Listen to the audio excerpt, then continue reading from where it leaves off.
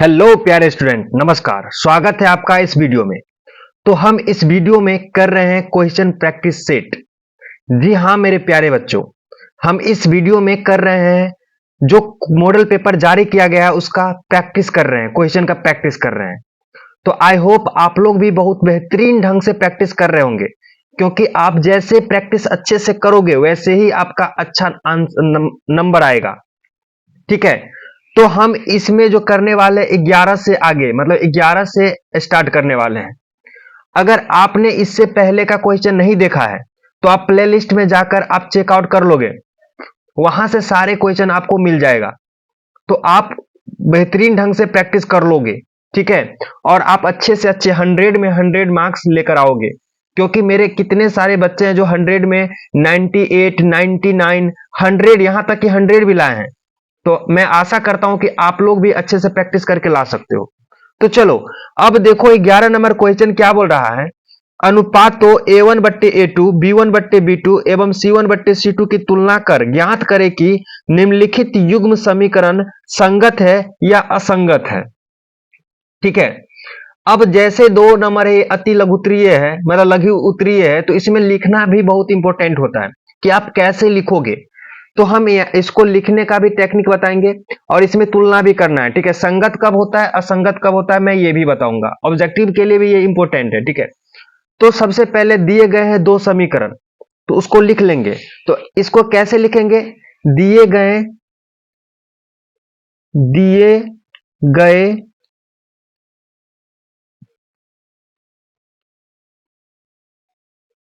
समीकरण का युग्म है। ठीक है, तो 2 युग्म दे रखा है, कौन कौन?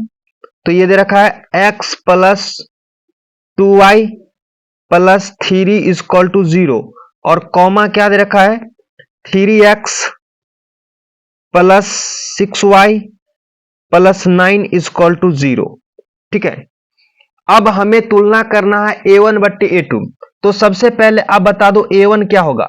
तो A1 होता है पहले समीकरण का x का गुणांक जो कि 1 है। A2 बता दो क्या होगा। A2 होता है पहले समीकरण का x गुणांक 3 है।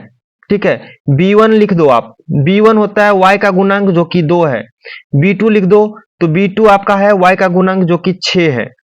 C1 लिख दो, C1 होता है अचर पद जो कि आपका 3 है। और C2 बता दो, C2 क्या है? 9 है।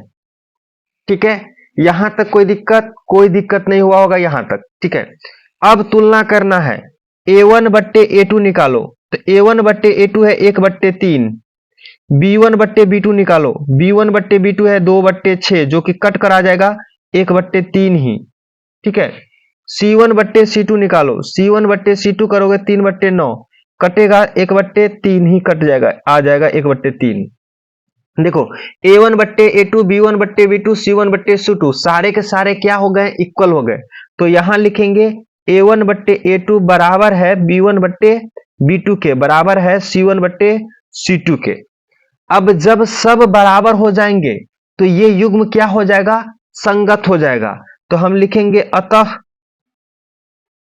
युग्म दिए गए युग्म संगत है।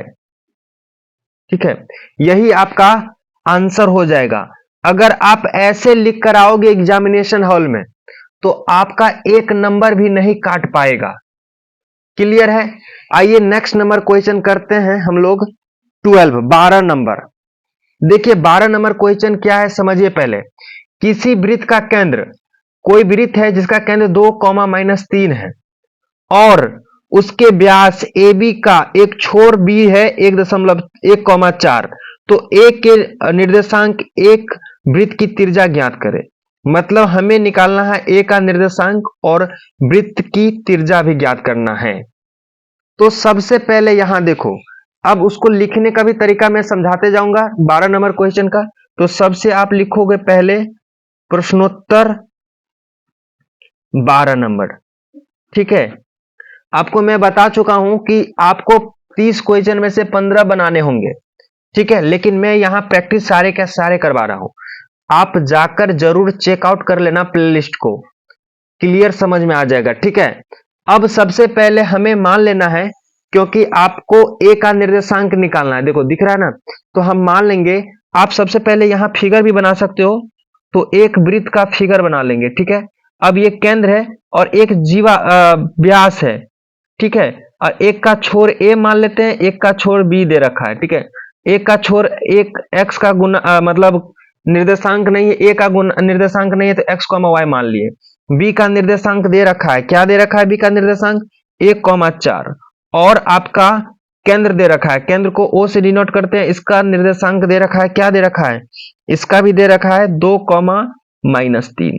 ठीक है, ये फिगर हो गया। फिगर लिखना बहुत ही इंपॉर्टेंट हो जाता है जब ऐसे क्वेश्चन आ जाए तो यहां लिखेंगे, हमें एक का नहीं दे रखा है, तो हम लिखेंगे क्या, माना कि ए के निर्देशांक या नियामक, ठीक है, निर्देशांक क्या मान लिए, एक्स कॉमा वाई है। ठीक है, माना कि ए के निर्देशांक एक्स कॉमा वाई है, मान लिए। अब देखो, जो केंद्र जो होता है ना, जो व्यास होता है, इसका मध्य बिंदु होता है। इतना आपको पता होगा, क्योंकि ये भी त्रिज्या होता है, ये भी त्रिज्या होता है, आपस में क्या होते हैं, इक्वल होते हैं। तो हम लिख देंगे ओ ए बी का क्या है, मध्य बिंदु है।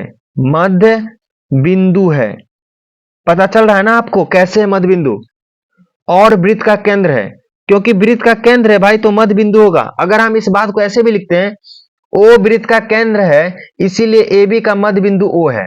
दोनों बात एक ही है, तो मैं पहले यही लिख देता हूं, ओ ए बी का मध्य बिंदु है। और यहां क्योंकि भी लिख सकते हैं, लेकिन चलो मैं और लिख देता हूं, वृत्त का केंद्र है। ठीक है, आई होप यहां तक आपको दिक्कत नहीं होना चाहिए। देखिए, मैं बहुत बेहतरीन ढंग से कोशिश कर रहा हूं समझाने का, तो आप लोग अच्छे से समझिए। ठीक है, ठीक है, तो ओ के निर्देशांक क्या होगा, तो ओ का निर्देशांक होंगे, क्या होंगे आप बताओ। जब ओ आपका मध्य बिंदु है, तो मध्य बिंदु का निर्देशांक क्या होता है, तो इसको डबल बराबर से या ट्रिपल से भी कर सकते हैं। तो ये होता है एक्स प्लस इसका जोड़ बटे 2 होता है ना। अगर हम मान लो भाई, इसका होता क्या है, तो सबसे पहले ऐसे लिखते हैं ना, x1 प्लस x2 बट्टे 2 कॉमा y1 प्लस y2 बट्टे 2, यही लिखते हैं ना मध्य बिंदु का निर्देशांक। तो x1 के जगह पे x है, और x2 के जगह पे क्या है 1 बट्टे 2 हो जाएगा, कॉमा y1 के जगह पे क्या है y प्लस y2 के जगह पे क्या है 4 बट्टे क्या हो जाएगा 2 हो जाएगा। क्लियर। लेकिन आपको मैं बता दूं, ओ का निर्देशांक तो दे रखा है, लेकिन यहां लिख देंगे ओ के निर्देशांक, ओ के निर्देशांक दिए हैं। ठीक है, दिए हैं, समझना, लिखने का भी टेक्निक होना चाहिए। ठीक है, उतना भारी नहीं है। ठीक है, तो ओ का निर्देशांक दे रखा है। ठीक है, तो ओ का निर्देशांक 2,-3 है। अब बताओ, ओ का निर्देशांक ये लाए हो और ओ का निर्देशांक ये, तो दोनों आपस में इक्वल होगा ना।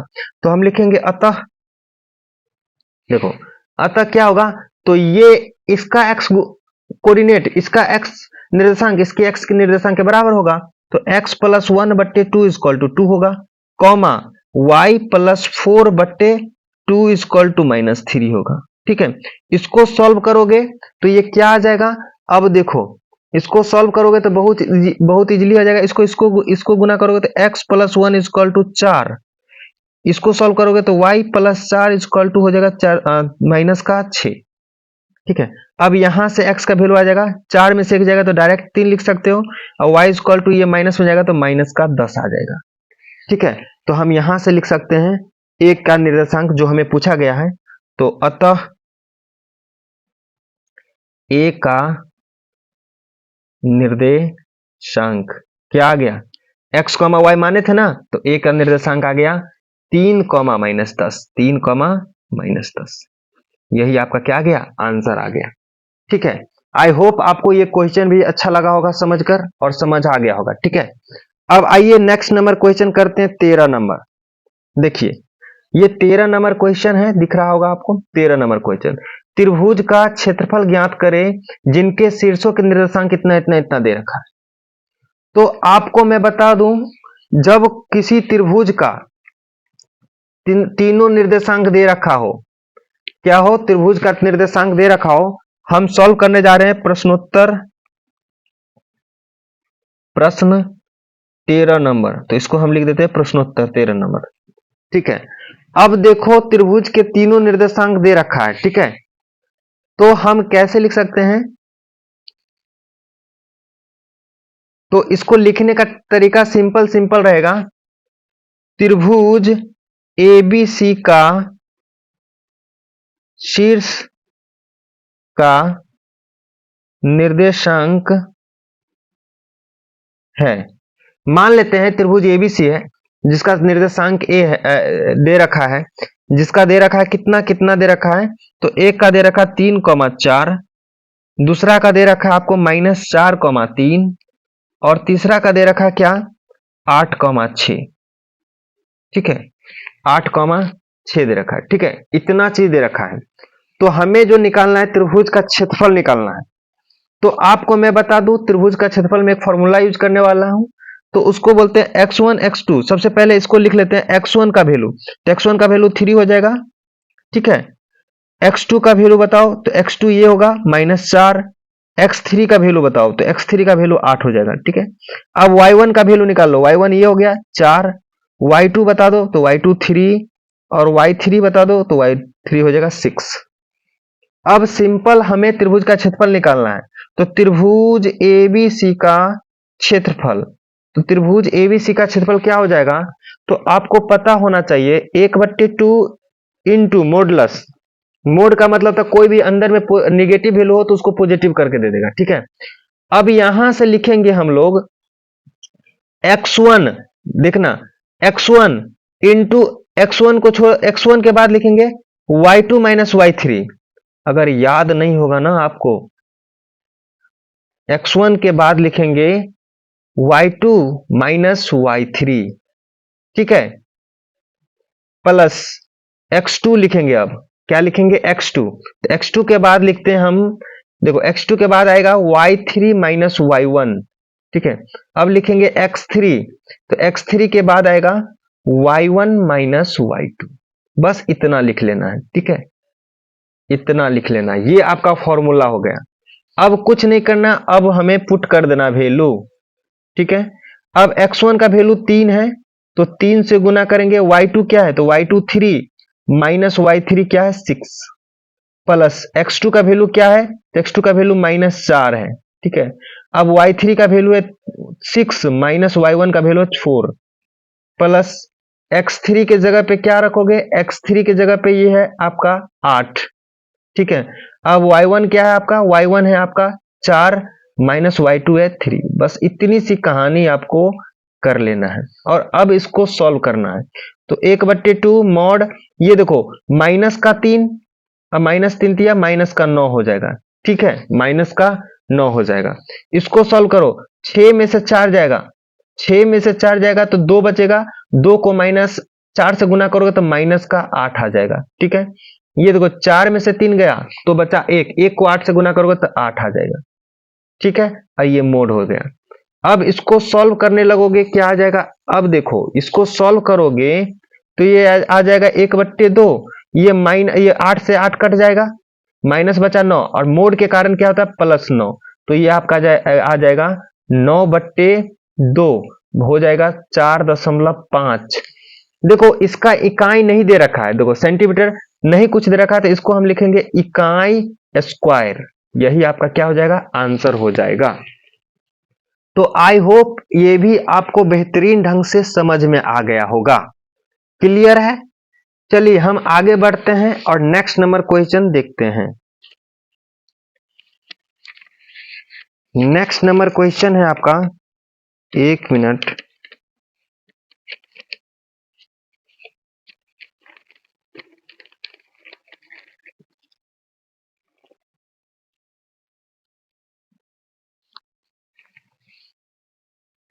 क्वेश्चन नंबर है आपका 14 नंबर।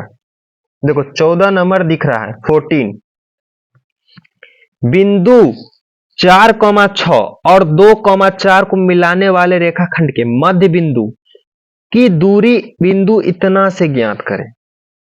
ठीक है, तो बोल रहा है इतना इतना को मिलाओ, जो मिलाकर इस दोनों को मिलाओगे तो इसका जो मध्य बिंदु निकलेगा उससे इस दूरी की क्या निकालो, दूरी निकालो, दूरी ज्ञात करो। बहुत अच्छा क्वेश्चन है, आप समझो इस बात को।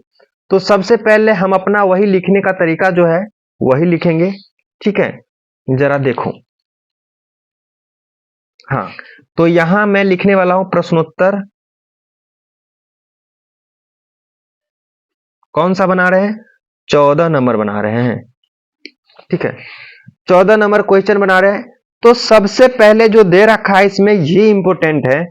हम मान लेते हैं कोई आपका रेखा दे रखा है। ठीक है, जिसका कोऑर्डिनेट है ए का कोऑर्डिनेट है, बी का कोऑर्डिनेट दे रखा है। ए का निर्देशांक दे रखा है आपको 4,6। ठीक है, बी का निर्देशांक दे रखा है 2,4। ठीक है, इस दोनों को मिलाने वाले रेखा मध्य बिंदु मान के चलो ये सी है। ये सी क्या है? मध्य बिंदु है। ठीक है, ये आई होप क्लियर नहीं दिख रहा है। चलो क्लियर दिखने लगा। हाँ, तो ये इसका मध्य बिंदु है सी, और सी से हम एक बिंदु को मिला रहे हैं जिसका नाम है डी। डी का निर्देशांक दे रखा है ये क्या? 8,6। ठीक है, तो हमें लास्ट में बोला गया है सी और डी का दूरी ज्ञात करो। तो हम इस क्वेश्चन को कैसे अप्रोच करेंगे ये समझो आप, बहुत इंपॉर्टेंट है। तो सबसे लिखेंगे पहले सी ए बी का मध्य बिंदु है। ठीक है, ये चीज दिया हुआ है। ठीक है, तो है, तो हम क्या लिखेंगे? सी का निर्देशांक। सी का निर्देशांक क्या निकालेंगे? तो सी का निर्देशांक आ जाएगा 4+2, 4+2/2, यही निकालते हैं ना मध्य बिंदु का निर्देशांक। फिर 6+4, 6+4/2 हो जाएगा। तो कितना निकल कर आया देखो, 4 2 6, 6 को 2 से भाग करोगे 3, 6 4 10, 10 का भाग करोगे 2 से तो आ जाएगा 5। ठीक है, ये आ जाएगा। अब हमें CD की दूरी ज्ञात करने के लिए बोल रहा है। अब हमें CD की दूरी ज्ञात करने के लिए बोल रहा है, तो हम क्या लिखेंगे? बिंदु C, जिसको हम बोल रहे हैं क्या? 3,5 निर्देशांक आया है, से बिंदु D जिसका निर्देशांक है 8,6 की दूरी, यही पूछ रहा है। तो ये हो जाएगा रूट अंडर, क्या होता है फॉर्मूला? फॉर्मूला होता है, यही ना होता है, x1 माइनस x2 का होल स्क्वायर। तो x1 माइनस x2 का whole square plus y1 minus y2 का होल स्क्वायर, ये आपका फॉर्मूला होता है। ठीक है, तो यहाँ x1 का काम कर रहा है 3, 3 में से 8 का होल स्क्वायर, 3 माइनस 8 का होल स्क्वायर प्लस y1 है 5 माइनस 6 का होल स्क्वायर। आप याद करोगे फॉर्मूला तो यही आ जाएगा। ठीक है, अब जरा देखो इसको सॉल्व करो तो ये हो जाएगा 3 में से माइनस 8 गया तो -5 का होल स्क्वायर हो जाएगा, प्लस 5 में से -6 गया तो -1 का होल स्क्वायर आ जाएगा। इसको जैसे ही सॉल्व करने लगोगे तो 5 25 और प्लस 1 का 1, मतलब आपका आ जाएगा रूट अंडर 26। 26 तो निकलेगा नहीं, तो यही क्या आ जाएगा? आपका आंसर आ जाएगा। ठीक है, यही आपका क्या आ जाएगा? आंसर आ जाएगा। तो आज के वीडियो में इतना ही रखते हैं, फिर मिलते हैं किसी नेक्स्ट वीडियो में।